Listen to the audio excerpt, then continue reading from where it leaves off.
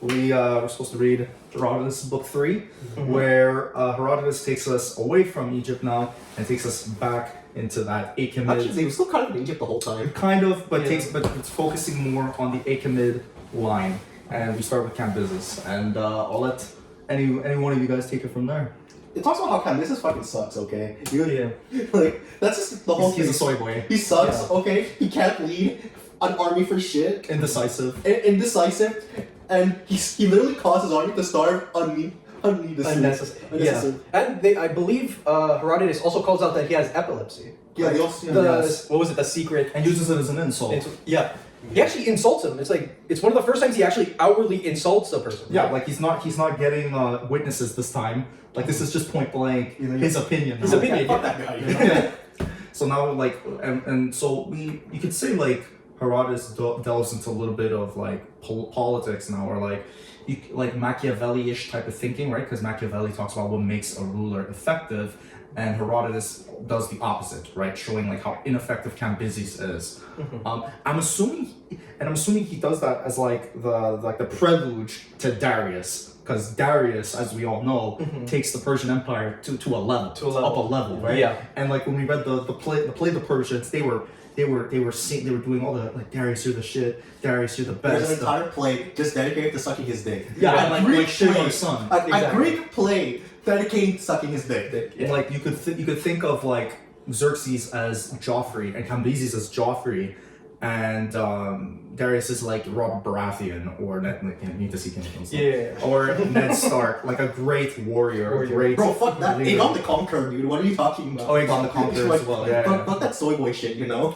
So I think the Magi, right? They seize the Persian Empire throne at the capital of Susa, and Smerdis tries to make a move against Cambyses, and Cambyses has him killed because of it, right? No. He was assuming that Smerdis was going for a move towards the throne. Like there wasn't like anything confirmed. And even Cambyses, like when you see it later on, he's like, "Oh, I just killed my brother for no reason," you know. Yeah. So like it's more. I think it's just more like he just saw something as a slight. Which again, like you could say Herodotus is depicting on as very emotional and isn't thinking very rationally, right? Whereas when we saw the great heroes like Odysseus was almost Machiavellian, like extremely calm in stressful situations, which allowed him, and learning from his mistakes obviously, which allowed him to become such an effective and warrior and leader who wins in the end. And Cambyses is the opposite of that. I mean, yeah, he made great decisions. Like, Odysseus made great decisions in comparison to Cambyses, yeah, right? When he tried to go to war, and then they ended up running out of supplies, and that led to the soldiers having to eat each other. And then he said, you know what? This is a little too far, let's take it back. And they had to retreat from there. It literally said like, Herodotus like, yeah, if he at this point just turned back, it would have been a foolish thing, but it still would have been way better.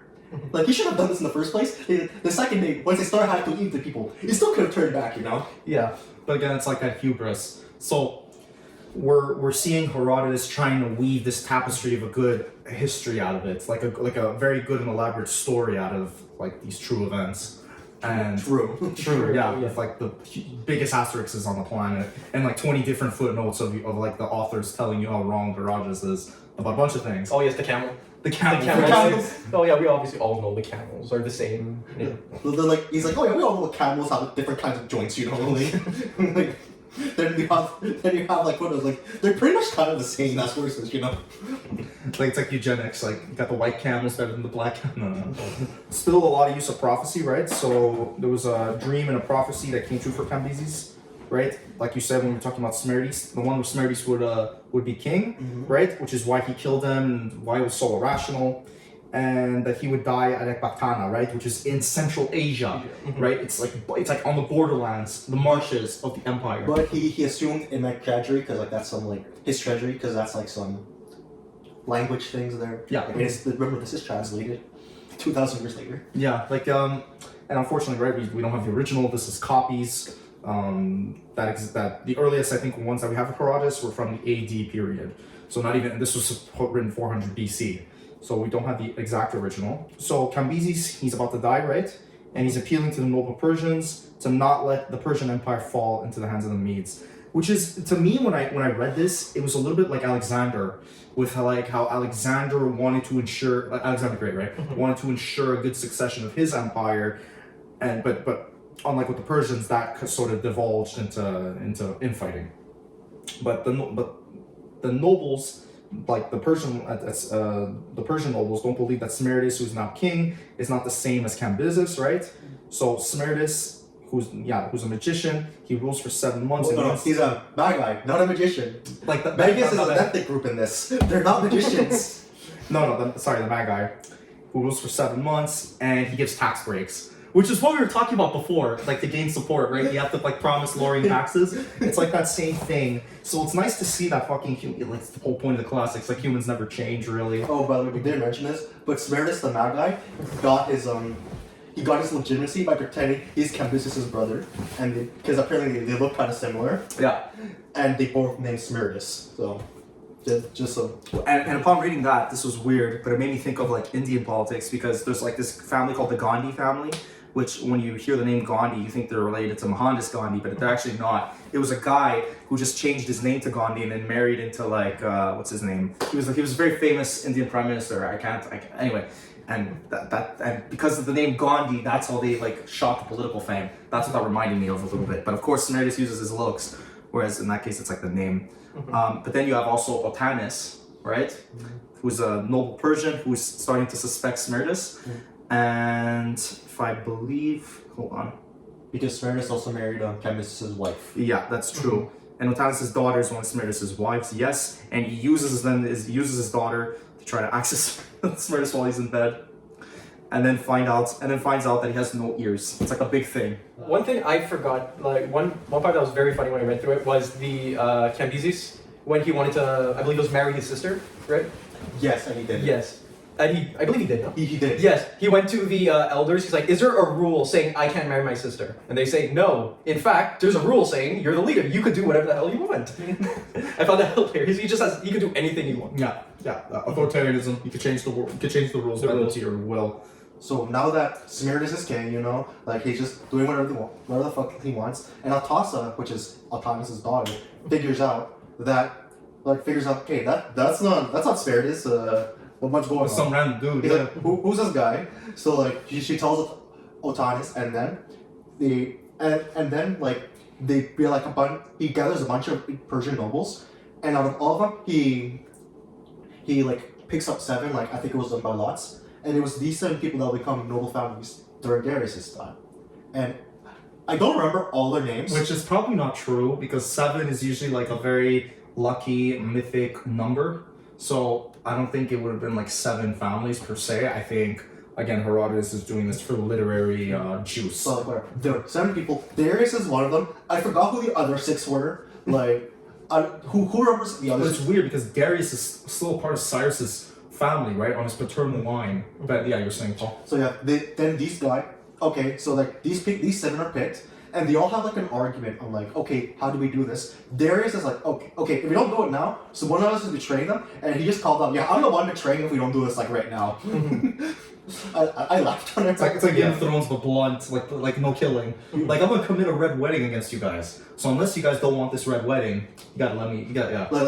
And he had the better claim, right? Like he was direct line to Cyrus. No, he didn't. Direct line to that family. They're not even like talking about who's king by that point. That's like after. Oh yeah. Like by that point, they're just trying to say, what do we do?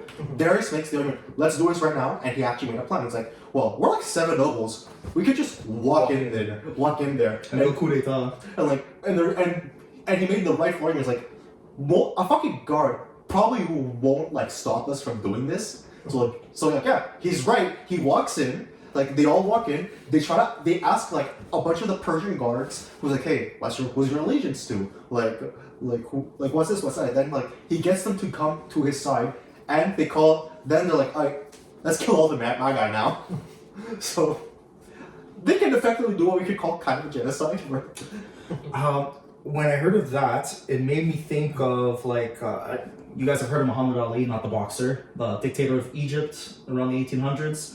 Basically, in Egypt, the Mamluks were ruling there for a very long time. They were like slave warriors from Central Asia, were brought to Egypt, became the rulers of that land for so long. And then when Muhammad Ali came to power, They just decided they didn't want the Mamluks anymore and slaughtered them in like what would you call it? In what would be called like a genocide now. So that's what that sort of reminded me of. Like again, like the Magi, you could say are like they were the power behind the throne. They were orchestrating things, and the nobility, which is more the secular people, came back with and took control of the government again. So yeah, they kill the Magi, they kill Herodotus and his brother, who we ignored. But like yeah, he did help out with that. But, like whatever. He was an extra. Actually, I'm pretty sure they mentioned his brother more than Herodotus himself. To be honest, I just forgot his name. And then we got like my favorite. And then after they kill all the Magi, they regain the power. Then is my favorite part of this book of book 3. Yep. Where they talk about how they're gonna construct the government. power. And would you like to take care? I'll take care of what I remember. I remember there was the 3 of them, Darius and 2 of the others. They were arguing on which was better: oligarchy, democracy, and monarchy. It was like a constitutional debate, you could say. Yep, Yeah. exactly. And in the end, it was Darius that came victorious with the monarchy, and then I believe afterwards they were deciding who should become king. And yeah, they all agreed Darius. Mm-hmm. Do we want to talk a bit more about like their conversation on? Yeah. So if I they were talking like the use of the word constitution was like what the fuck. So like the victorious group, right? They're talking about what sort of style of government, and Otanis, he argued that monarchy was the worst, which is weird coming from a noble, much less a close relative of Cyrus, that you're advocating for a form of government that isn't in your interest. And he's saying because it corrupts, absolutely. Like that's basically the sort of words that And he he used. argued for democracy, right? Yes, Yeah. which is weird, like because you're arguing against your interest. That's what I was thinking the whole time. Well, okay, But also for Herodotus to write something like this down. But he also comes from like a democratic tradition, right? In Halicarnassus, the Greek city-state. Okay, honestly, my guess is none of that was true. Like, No, probably not. probably not. They probably just put Darius because he's the closest to the line. Yeah, he was like the most direct descendant. The Persians, I don't think, were ever discussing democracy. This was very much a Greek intention, and much how Herodotus would like implant the Greek gods into the local deities. Yeah. He's implanting Greek democracy into this story of how the Persian Empire came to be. But considering the fact that he's a cultural relativist to an extent, we already discussed this last meeting. This was just a mistake on his part. It wasn't intentional. Well, it could also be like, because obviously, like, he clearly just gets his sources of what he's talking to from at that time. So he probably got it from the Greeks then. Yeah, if the mention of democracy in Persian succession is even being uttered, he probably asked. This is probably I think like it's like pretty easy. Like he got it from a Greek or like someone who's like entrenched in Greek culture. Because I doubt a single Persian would have given that story. Yeah, again, it's like an epic story, right? It's like Yeah. it sounds good that right before the Michael Jordan of empires, Darius, comes to be, they have like this big epic discussion on what form of rule is best. Yeah. And this again is like when I was talking about like these historians, there's also some political philosophy that goes into it. This is a part of that as well. Yeah. Yeah, I guess you could say like if it was sort of exaggerated, like how they spoke, maybe it takes away from the historical aspect. But at the very least, like there's a possibility where they just decided, okay, we'll go back to monarchy and we'll decide who's who quickly, right? But again, that wouldn't make too much of a good story. But Yeah, because like these sort of empires, the succession would have been just clear cut.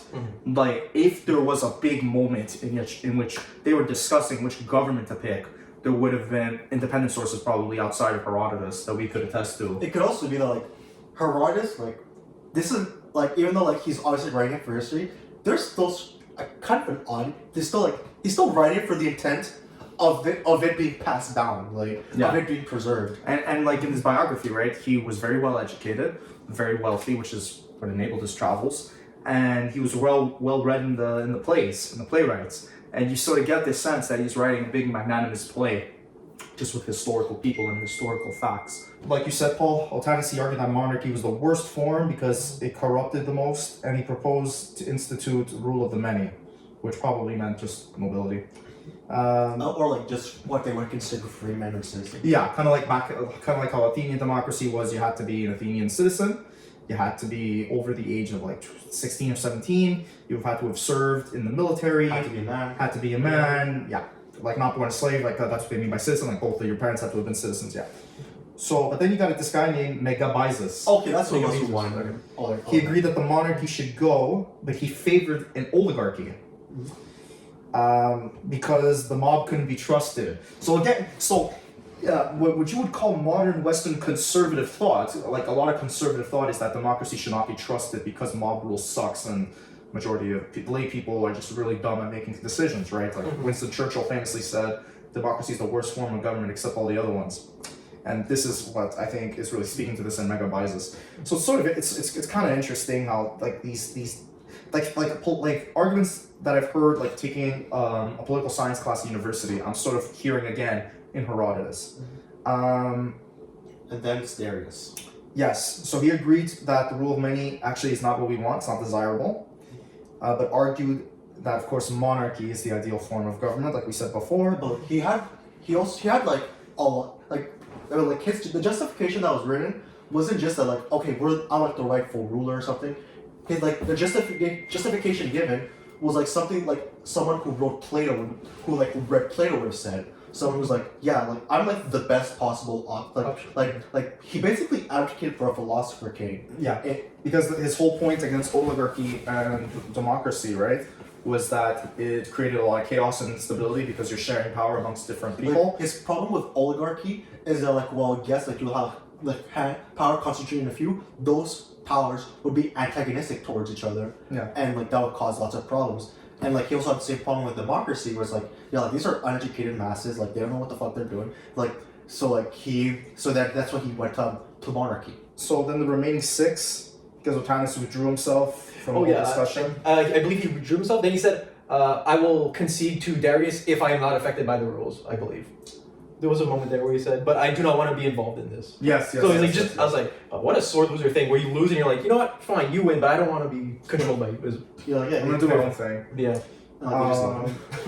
So then the rest of the 6 nobles, start making the rules, right? They're setting all the privileges of the king, the rules of the king. And then they just, like, they all voted Darius. Well, like, not all of them, but they voted Darius to be the king. There was some weird shit with horses.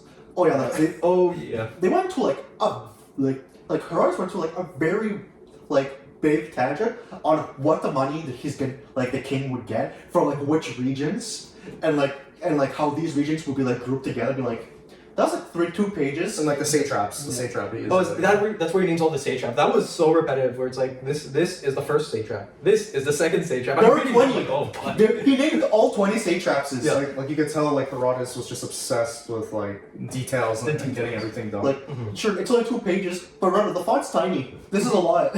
So with that, Darius becomes king. However, we do get an alternative version, where the groom rubbed his arm all over the mare's genitals, like in regards to like the horse thing, and then held it under the nose of Darius's horse, causing him to neigh. Again, this is like a horse BS. Yeah, it's because they wanted, the idea was whoever's horse would neigh, I think the first when the sun came up, would become king. But he told one of the people bringing the horses, hey, can you do something to get us in power, or to favor us in power? Oh yeah, it's true. But why they would pick horses is beyond me. I guess it was to make it look like what's it called? It looks like a fair fight, but again, they're gonna do something to uneven the odds. Yeah. So then basically Darius becomes king, he marries a wealthy Persian. He marries multiple Persian women. Yeah, there's a Mormon thing. And then he sets up this fucking huge statue of himself commemorating how he got into power. And there's also a little bit of talking, I remember, into like his imperial administration. And they also went on like a big tangent on like an island ruled by a guy named Polycrates. Yes. What was the name of the island again? On the Aegean, whatever. Samos, yeah.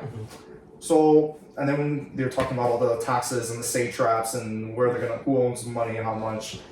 But the Persians obviously don't pay any taxes to Darius. It's all the other regions like Egypt and Minor Asia that does this. And then he also goes into detail that some countries like Ethiopia, right, and it was Arabia and Colchis, they do not pay with money, they're going to pay with gifts. And basically he sets up the empire under Darius. So again, we're still in the prelude. We haven't gone to like the Darius's invasions of Greece yet. Yeah, they barely go. Yeah, like this entire book was just a prelude to Darius doing things. Like to Darius's like gigantic reign. Right? And judging on the play of the Persians, I can't wait to see what Herodotus is going to write about Darius, right? It's like somebody writing about Michael Jordan, like the prelude, right? Like, getting drafted. Yeah, like college. Magic and Larry had their little rivalry, but this little rookie is like dropping 60 some points on a game and he's making it. and like he establishes like Michael's ascension. Him and his posse do a coup d'état. And they take over the NBA But like, I do want to talk about before like their ultimate their reign.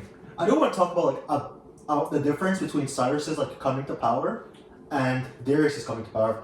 Because when Cyrus came to power, it was almost like God ordained or something. Like it was like it felt like a biblical story. Yeah, like almost like a prophecy where you knew it was coming. In fact, it was prophecy. Yeah. What the fuck? What was this maternal father's name again? The king, the Medes or something. whatever. Yeah. Having all these visions of Darius somehow superseding him, and his witches or oracles were constantly like trolling him, trying to cover Cyrus's ass basically. But like yeah, like the Cyrus's coming to power felt more like it felt like divine providence. It felt like he was like a prophet, a chosen one or something. Yeah. Then he came into power, blah blah. But like when Darius came to power, well yeah, sure. Obviously there was like that element of like there's he's gonna come into power like we saw like the end of book 1 or book 2 or something. But like it was much less prevalent here. It talked more about like Darius as like a person, like how smart he was, like the qualities he has as a leader.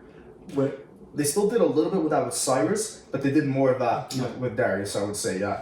And like using Darius's more conniving skills to get it. Whereas again, like for Cyrus, but again, this might be because Cyrus is like further generations back before Darius. So obviously it's more mythical in nature than Darius's story, right? Because Darius is closer to Herodotus in life than Cyrus was, and Cyrus founded the dynasty, so there is an element of mythicism, and of course the Persians are going to see this as predestined because it then justifies their rule, right? And then Darius is like the one that like takes the dynasty to like the next level, kind of like how Aegon the Conqueror started it all, and Paul, who would you say within the Targaryens that took it to the next level? No, that's okay. I think Aegon was like the best one too. Okay, yeah, it's a bad analogy.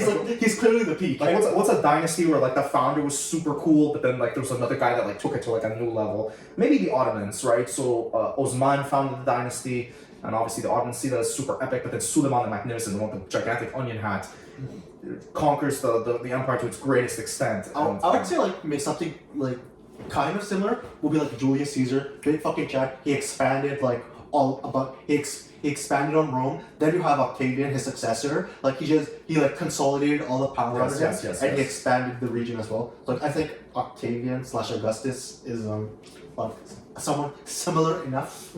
Yeah, that could work as well. Or for the Normans, it started with Rollo, a Viking who was invited by the Franks to settle in Normandy, and then his later descendants would become William the Conqueror, who conquered England and established a dynasty that would forever change English history. Windsor Dynasty. The Norman dynasty, but later on it would go down and off the Windsors, yeah.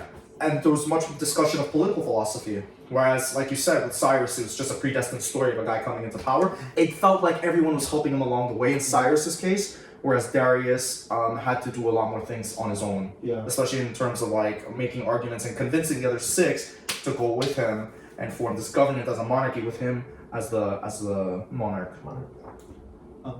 I know like they go a lot into like obviously between this and like pretty much almost the end of the book, they go a lot into depth about like the island of Samos. Yeah. Like all the other things. Do we actually want to talk about it or like kind of ignore it because like it's not really that important. I forgot what he was just talking about sort of like the demographics of Samos, was he not? He talked about the demographics and went to like a few stories of like, okay, you have Polycrates, he thinks he's a cool guy, then he got tricked by someone else and gets killed, his arm gets taken over, and like yeah, blah blah blah, there's a bunch of stuff that happens and Darius takes it over.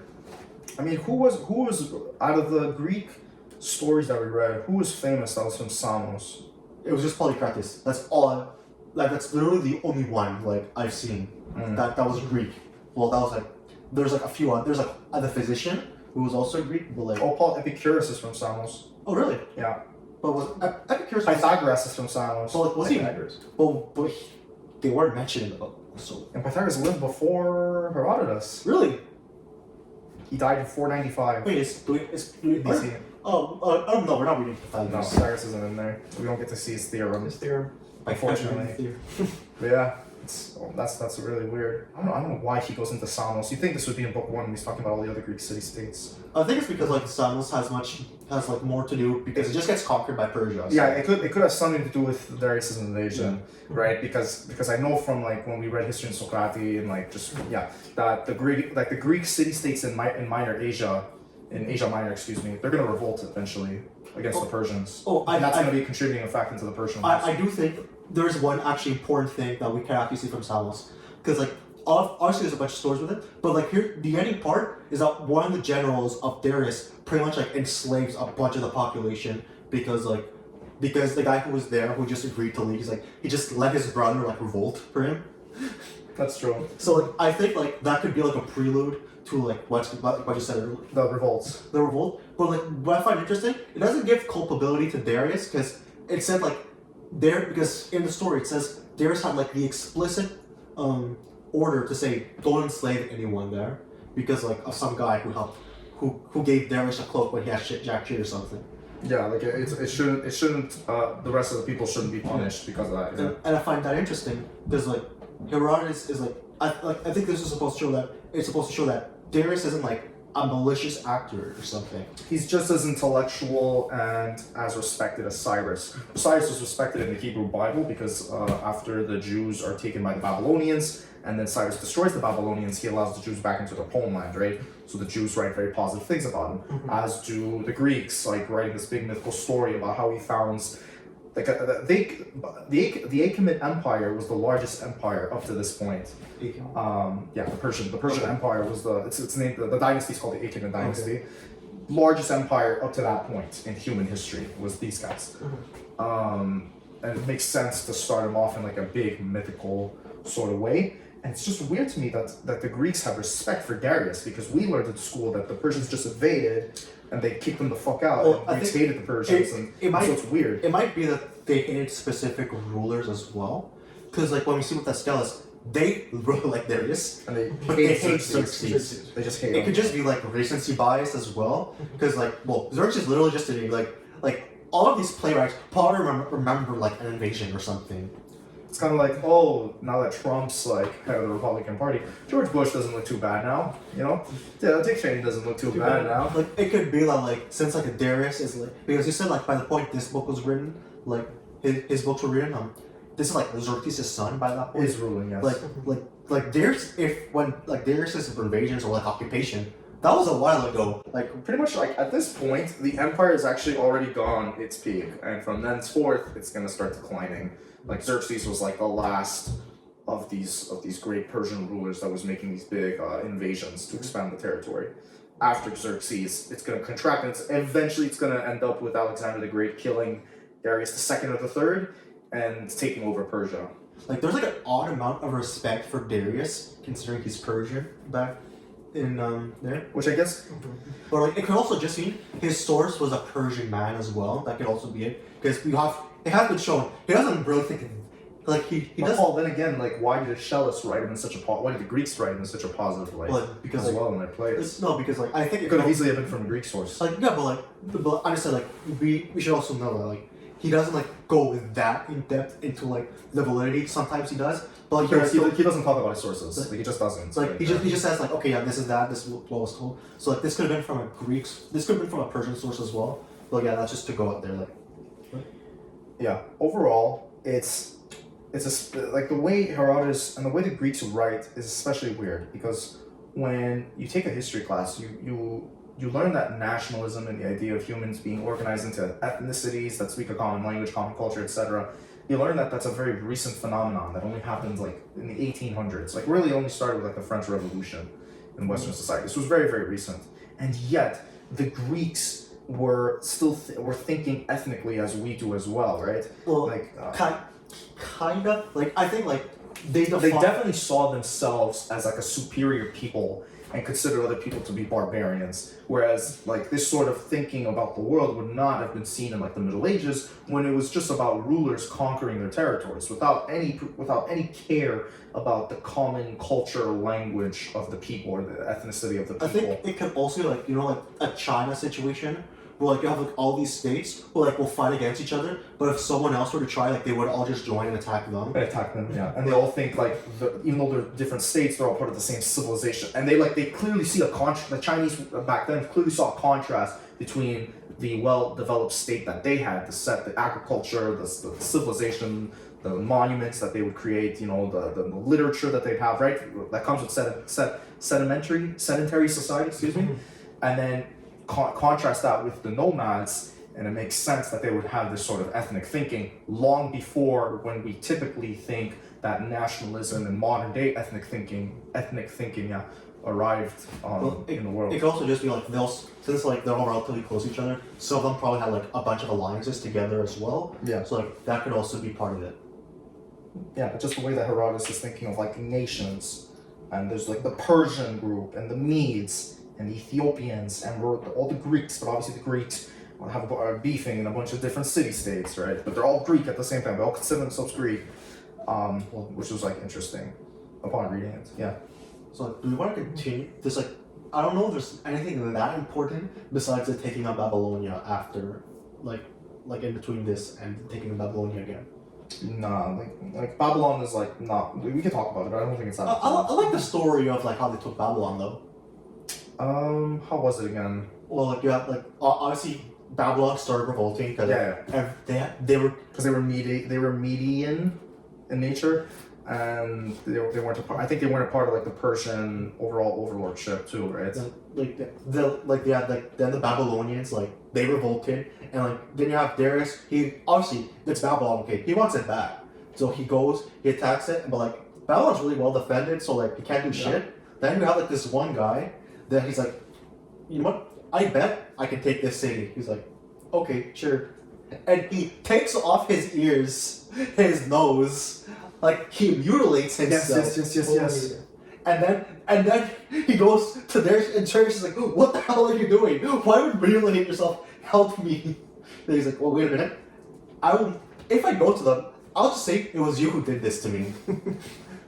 And sure. And then I will be able to become a commander because I said we should have left and you didn't want to go.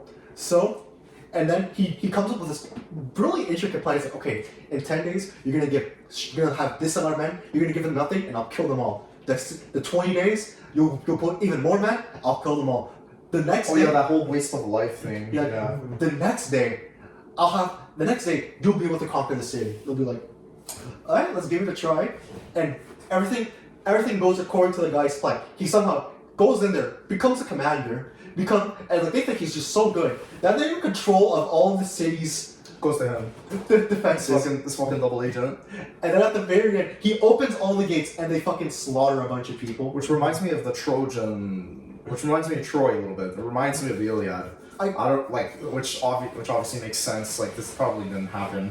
Very embellished. I like the story, to be honest. I think it's cool. Yeah, it's cool. Like again, the history profession was not a profession at the time. Herodotus was like a pioneer of it. So the myth, the distinguishment between real and imaginary was more important.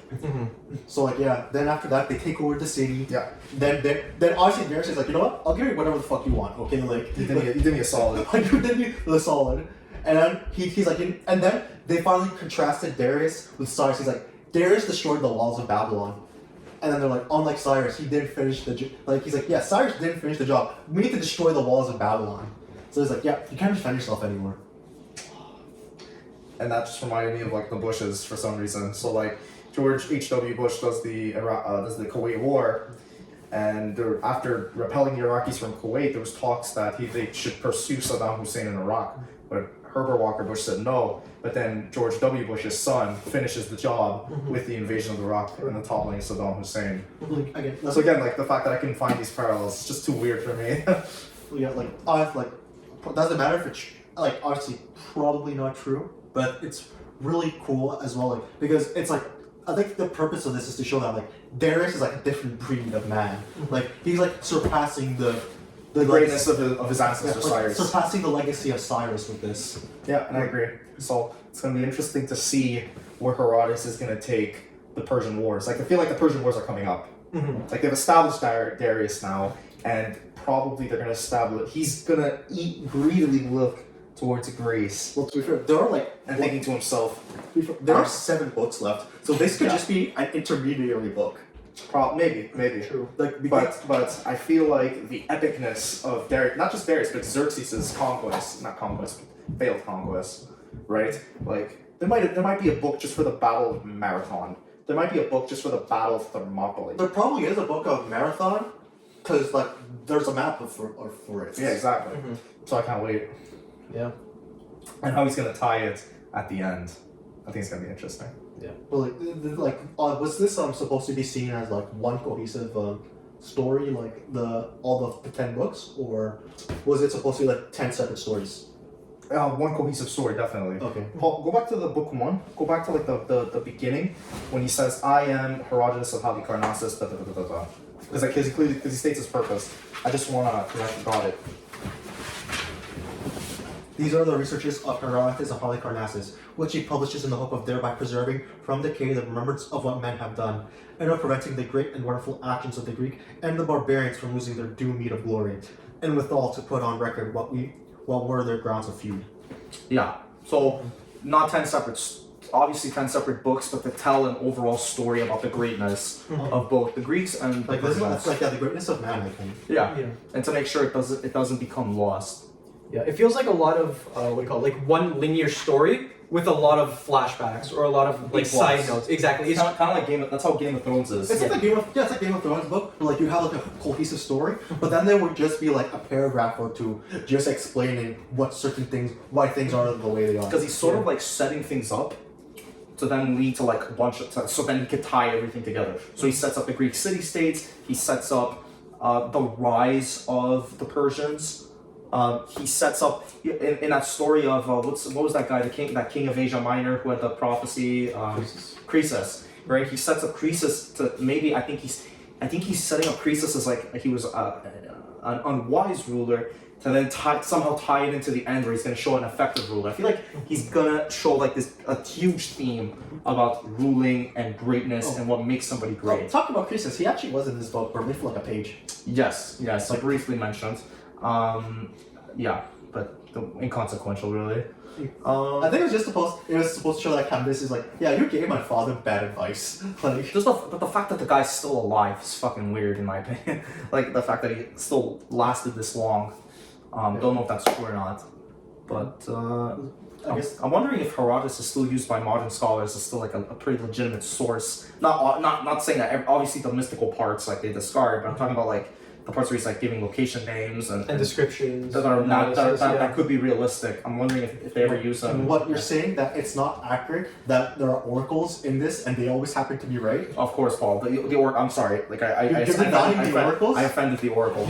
You're denying the fact that Especially the Delphi one. Yeah. Oh, you're denying the fact that they said gods literally came there and spoke to them. You're denying that. Io and Europa went into Europe. You're and being Io quite went to Asia. blasphemous today. Of course I am. Yeah. Yeah, but to be fair, there could have been some oracles that were wrong, but he just didn't mention them. But again, that's just Why would you speculation. mention No, he did. Like he straight up like only the ones at Delphi got it right. So one was like him at the beach scenario. Yo, this Greek loves Delphi, man. So Herodotus had clearly put that in there, I think, to establish that the Delphi oracles know what they're doing and are wise. So then to tie into what Croesus was saying, to what they told Croesus that a great empire would fall, is to add weight to it. So nobody's like, how do we know these people aren't fake? Fake, yeah.